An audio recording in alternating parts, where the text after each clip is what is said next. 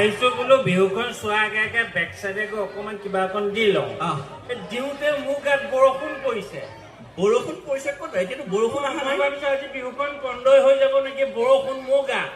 চাৰা মাৰ্কেটত বৰষুণ পৰা নাই অকল মোৰ গাত বৰষুণ পৰিছে তাকেতো কেনেকে ঘূৰি পেলাই চাইছো কুকুৰ পোৱালি এটাই মুতি আছে খেলি মেলি আৰু